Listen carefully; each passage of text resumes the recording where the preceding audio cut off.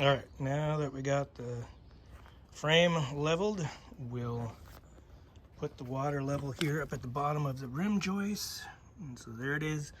And now I can take the tube back over to the bump out and make sure that gets all squared away. All right, on the back end there, on the bump out, we're just gonna level the rim joist. And it was, I think, about right here just a second ago. And I just set up this stack and this jack, and we're sitting level now. And it's really janky here. I don't even think they have cement footings on the bottom of these stacks here, which is why it was so far down. And then really we just set up with some beam. So I'm just gonna kind of do that for now. I'm still using the beam that's laying down there. I'll stack up some more bricks that I have here, and it's just gonna be temporary because at some point I will put some footers down, so I'll be redoing these stacks legitimately. So for now, we'll just kind of get it to where it's level and then deal with it later. So we got this end up, and then I'll go in the middle and then the far end, because you can see it, or I can see it sagging like this. So we'll jack up that middle one here in a second. So over here in the middle, we got, oh yeah, there's quite the sag. So we look like we're about 1.5 inches. No, maybe 2.5, 3 inches. So we'll jack this up here. My trusty old little, not really jacking bar. We'll get it solid first.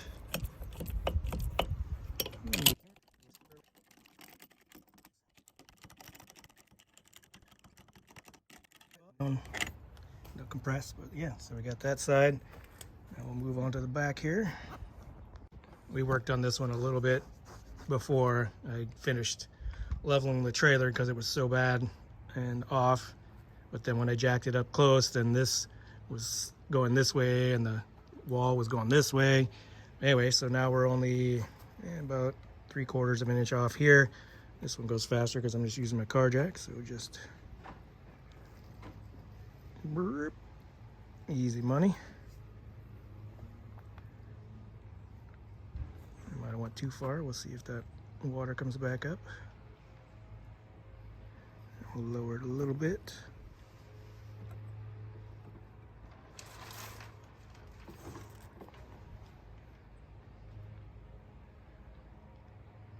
That looks about right. So now we'll just get it secured a little better than what it is right now. Make it a little less janky. All right, here we are in the back right corner here, and it looks like we're just about dead on there. So we'll keep it there. We'll check here the middle here in a second. All right, went to the left side actually instead of the middle first, since the middle kind of affects each side. And so looks like we're about dead on here on this left corner, so that's good. Now we'll go finish up in the middle and start to go back inside. All right, here we are in the middle section. I'd say we're almost, I think we're just about a 1/16 high or so, which it's in the middle here, and there's like no support for two of these 2x6. So once I get some compression on it, it'll probably even out. And even so, it like I said, it's so minimal, and then it'll just direct water to that corner and that corner, if anything. But at least it's down closer to the level from the front end and not having water pool up on the top. So I think we're good. So yeah, this little water level was pretty cool. I'd heard of them a while ago, but I never thought it'd be so easy to make one, and how, accurate it would be for long distances. But hey man, like I said, that's physics. That's pretty cool. So yeah, it's just, I bought a 100-foot plastic tube, and no matter where it's at, it'll be level with whatever is on the other end. And this is just a vinegar jug, and then I just bought a couple fittings for a irrigation sprinklers, for your grass or plants or whatever in the lawn. So yeah, those only cost me, like I just used, here was a gasket for using for a hose, I believe. And then there's a little piece that goes into the bucket, and then I just screwed on another piece to, you know, give it some pressure here to keep it watertight. And then this is just a nub with a 1/2 inch diameter, and I just push this on here. It slowly, you know, very slowly leaks because I didn't put a fastener there and a clamp. But yeah, I got the 1/2 inch inner diameter hose, and I think it was like $30 for the hose. Like I said, just for these, maybe all $3 for all that. Obviously, just you can use any kind of plastic bucket or jug that you can, you know, see through. A lot of people put food coloring in here. I just didn't have any, so, and it worked out fine. So there it is, the good old water level. Saved me a lot of money. So hopefully this stays level. Yippee skippy. All right, here we are, and it's June, and I still get a complaint about it raining all the time, but luckily we're in a break of the rain, and I got to drive the gas hog today because I picked up a new shower stall and the last of my windows. And I thought I bought the 32 by 32 shower stall, but this, I guess I accidentally put my tag on the wrong one, because I did measure the right one, went and paid, and then I put my sold tag on this one, and it turned out to be 36 by 36, which isn't too bad, actually. I think I'll be happy with this one, because I thought this one was 32 by 32, but it's 32 wide and 36 deep. So 32 wide is fine, but 32 inches deep just makes it too small. So I'll configure, I have to redo the bottom plumbing, the copper pipes. I'll have to cut them and resolder them a couple inches over, because the wall ends, or, you know, the proposed wall ends at 32 inches. But now we got to go over 4 more inches, but that's fine. It'll make this room a little bit smaller in one little section, but not a big deal. So anyway, yeah, we got those. And so I'm going to, unload the windows. Well, unload it all. I don't know how I'm going to get the stall in the house, because the doorway isn't 36 inches wide. I'm going to go measure the window opening over here, although all my styrofoam's in the way. So I'll probably just unload this into the weeds here for now. I mean, it was just sitting outside anyway, so there it is.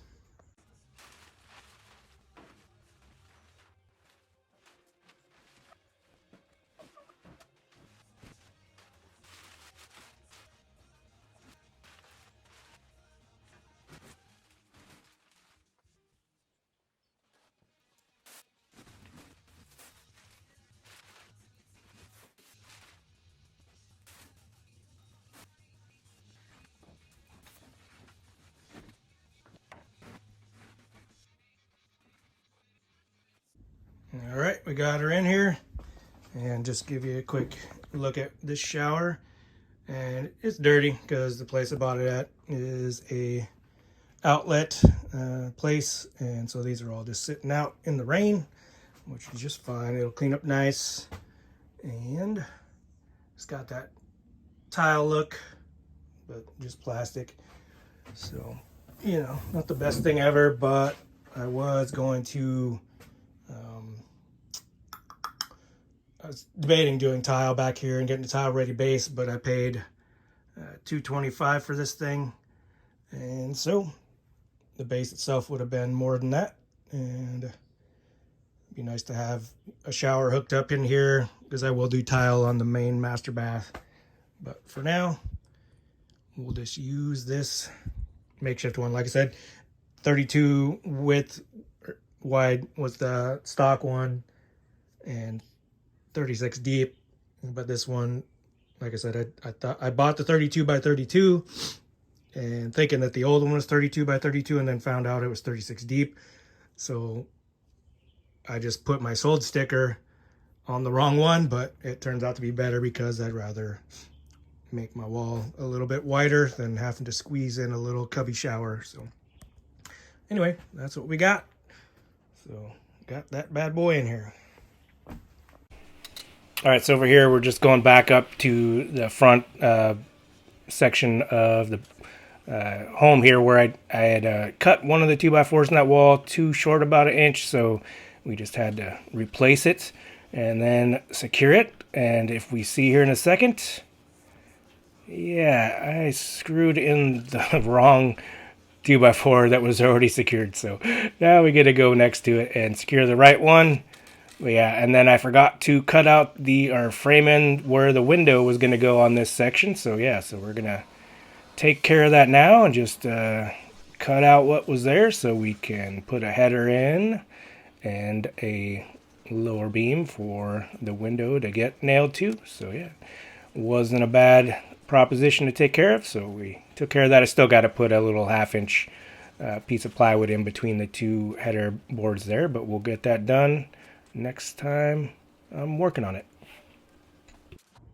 Howdy y'all, and today it's a Wednesday, took another vacation day, and we'll work on what I left off with the last time I was here, and we're just replacing the janked up 1x4 sill plates I had here, and I decided to upgrade them to 2x4s after I had set the other ones up, which was fine because I had to cut them all up to get the subfloor in here underneath them anyways, so kind of worked out. So we'll throw some 2x4s under here, and what I did was just, you know, kind of marked them off 16 on center.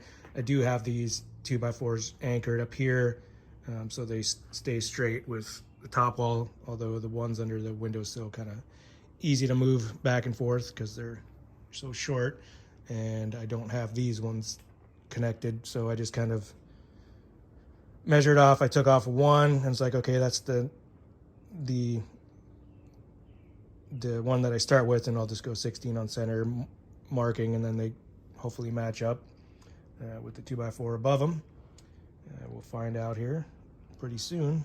But yeah, so I jacked up one end here a little bit so that I could get a little leverage and just push the wall out there, so I can just hold the 2x4 to them and nail them from beneath, and then push it back and lower it down. So we'll see if this works. I don't know what's up with the filter on my camera, the setting, but it's kind of hazy around the edges there. Sometimes that's how I see in the morning.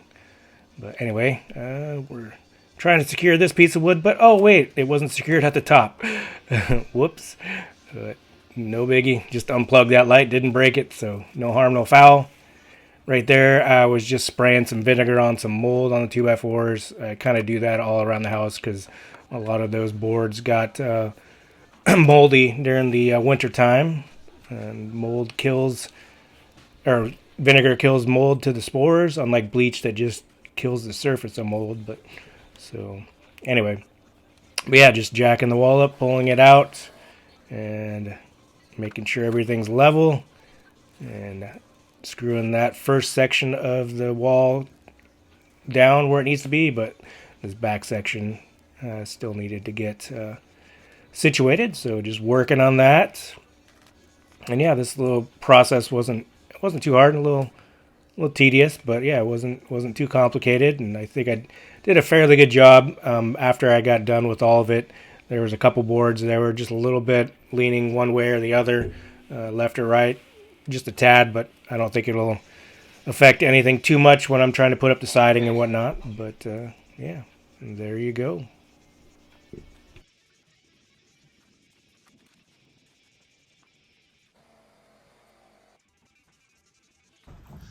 All right, y'all, another day down, and we finally got all the walls, all the current walls with the 2x4 base plates.